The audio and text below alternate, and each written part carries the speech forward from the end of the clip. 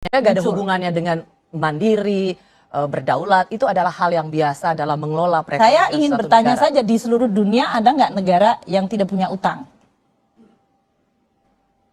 Hampir tidak ada.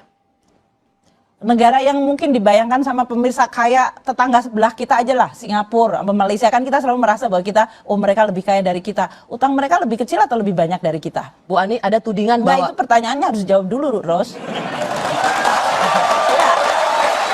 Nah, kan? Ini ada begini Bu, ada janji kampanye yang disebutkan oleh para politisi, ada janji kampanye yang tak konsisten katanya. Janjinya berdikari, tapi ternyata hutangnya menggunung. Sebetulnya kalau saya boleh mengatakan definisi berdikari, orang selalu punya romantisme untuk berdikari, itu kita nggak butuh siapa-siapa. Manusia itu adalah makhluk sosial. Nggak ada orang mengatakan walaupun apa-apa kita tetap butuh saling membutuhkan. Tapi itu tidak berarti bahwa kita tergantung. Butuh itu adalah interaksi. Jadi pamannya Indonesia itu ekspor, tapi pada saat yang sama kita impor. Tidak berarti, oh kalau impor itu kami menjadi tidak aman. Enggak juga. Itu yang menyebabkan ekonomi dunia itu saling tumbuh. Jangan lupa ya, waktu Presiden Soekarno menyampaikan mengenai masalah kemerdekaan Republik Indonesia, di dalamnya ada pesan mengenai kita ingin menjadi warga dunia yang menjaga keamanan dan ketertiban dunia. Itu ada di dalam kata-katanya. Kata-kata itu saja menunjukkan bahwa Indonesia itu berinteraksi dengan dunia. Berinteraksi. Nah, kalau kita berinteraksi dengan dunia itu bisa melalui perdagangan, bisa melalui manusia yang entah melalui pendidikan, melalui turis, dan kita bertukar ide. Kita ini negara besar, jangan selalu merasa kita khawatir. Nah, berdikari itu adalah kalau kita sebutkan di dalam waktu saya kerja di Bank Dunia, food security, energy security, water security, integrity dari Republik Indonesia. Kalau kita bilang food security, Presiden Jokowi selalu minta kepada menteri pertanian, menteri PU, irigasi cukup atau tidak, masyarakat dapat apa enggak benihnya, padi, apakah kita sediakan pupuk sehingga petani bisa melakukan penanaman padi. Sehingga utang ini sebenarnya nggak ada hubungannya dengan mandiri, berdaulat. Itu adalah hal yang biasa dalam mengelola perekonomian. Saya ingin bertanya saja, di seluruh dunia ada nggak negara yang tidak punya utang? Hampir tidak ada. Negara yang mungkin dibayangkan sama pemirsa kayak tetangga sebelah kita aja lah, Singapura, Malaysia, kan kita selalu merasa bahwa kita, oh mereka lebih kaya dari kita. Utang mereka lebih kecil atau lebih banyak dari kita? Bu Ani, ada tudingan bahwa... Itu pertanyaannya harus dijawab dulu, Ros. Nah, kan? Orang selalu mengatakan Jepang lebih hebat dari kita, Amerika yang katanya negara superpower, utang mereka gede banget, terus. Tapi mereka nggak merasa nggak mandiri loh. Ya, utang Jepang. Saya tidak mau ngikutin kayak Jepang atau Amerika yang utangnya gede, tapi artinya kita mengatakan bahwa saat kita ini tidak ada satupun negara yang tidak berutang. Hanya Ibu, saya mau mendapat jawaban seperti ini karena di sosial media ada tudingan bahwa utang-utang ini adalah kepentingan asing dan aseng karena utang tidak gratis. Bu Ani, tudingannya adalah bahwa dengan berutang ini sesungguhnya kepentingan asing dan aseng karena utang ini tidak gratis. Kita berutang sama masyarakat Indonesia sendiri. Jadi mayoritas dari utang kita lebih dari 90% itu adalah dalam bentuk surat berharga negara yang kita lelang 24 kali dalam setahun. Di dalam negeri dibeli mayoritas oleh dana pensiun kita, asuransi, perbankan. Jadi kalau pemerintah bayar bunga dan bayar pinjaman, yang nerima masyarakat. Memang ada bagian asing yang membeli, tapi itu mayoritas kecil, itu adalah bagian yang kecil dari total keseluruhan utang kita. Jadi kalau sebagian masyarakat kita memiliki tabungan dan kemudian meletakkan di bank, banknya bahkan bisa menawarkan Anda ingin ini deposito biasa atau Anda mau masukkan dalam surat berharga negara. Anda bisa beli obligasi.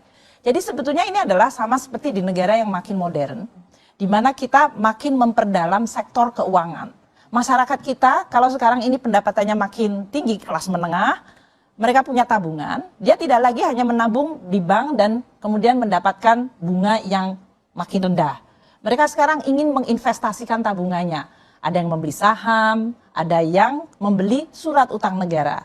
Dan kalau negara meminjam, berarti kalau saya membayar bunganya, yang dapat keuntungan ya rakyat kita sendiri. Jadi sebetulnya konsep seolah-olah oh ada makhluk asing, negara asing datang nawar-nawarin ini kamu cepet, ini konspirasi, enggak ada itu.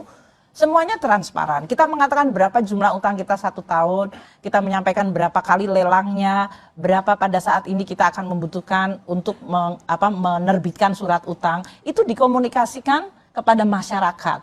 Dan kemudian itu tadi, para pengelola dana pensiun, kalau Anda adalah pegawai negeri, ada Taspen. Kalau Anda pegawai swasta, dana pensiun atau BUMN, dana pensiun Anda itu nggak mungkin duitnya cuma ditaruh di bawah bantal sama dana pensiun. Itu nanti akan habis kalau nggak akan bisa untuk bayar pensiun. Jadi dia perlu untuk naruh dalam investasi, salah satunya adalah beli surat utang pemerintah. Waktu itu yang menjadi semacam serangan bertubi-tubi, terutama kepada Menteri Keuangan, ketika ditanya soal hutang dan kemudian diberitakan bahwa Menteri Keuangan tidak tahu kemana utang itu larinya gitu. Apa itu konteksnya? Bagaimana seorang Menteri Keuangan yang kemudian diviralkan dan semua media memberitakan bahwa Menteri Keuangan nggak tahu larinya hutang? Itu kan di DPR. Jadi kalau ada di dalam satu tanya jawab mengenai bagaimana pengelolaan utang. Kalau jawaban saya dipenggal separuh, saya bisa mengatakan, Rosi, sebetulnya utang kita itu apakah berbahaya? Kemudian tulis Sri Mulyani mengatakan utang berbahaya. Kan bukan begitu caranya. Jadi kalau kita mengatakan Sri Mulyani tidak tahu utang kemana, lah kalau saya nggak tahu LKPP atau laporan keuangan pemerintah nggak mungkin dapat WTP. Nggak mungkin. Kalau saya nggak tahu utang kemana, nggak mungkin kita dapat investment grade dari semua rating agency. Yang pertama kali semenjak 20 tahun yang lalu, semenjak krisis itu nggak pernah terjadi. Terus, jadi, tapi kemudian orang bilang, oh itu rating agency itu asing lagi, itu pasti temennya Sri Mulyani ya. Karena yang itu tadi otaknya udah ngeres. Pasti ini jadi kumpulan neolib nih. Gitu, ya.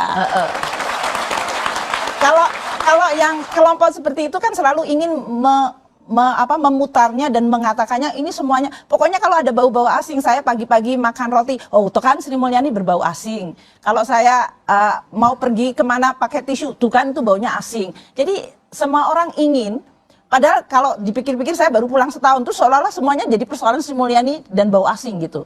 Nah ini adalah sesuatu yang memang dari sisi politik ada yang menginginkan untuk membuat itu menjadi cerita. Tapi saya ingin sampaikan kepada masyarakat, Anda semuanya percaya bahwa APBN, saya kembali ke Indonesia karena saya terpanggil untuk mengatakan bahwa saya merasa banyak bisa berbakti kepada negara yang saya cintai ini.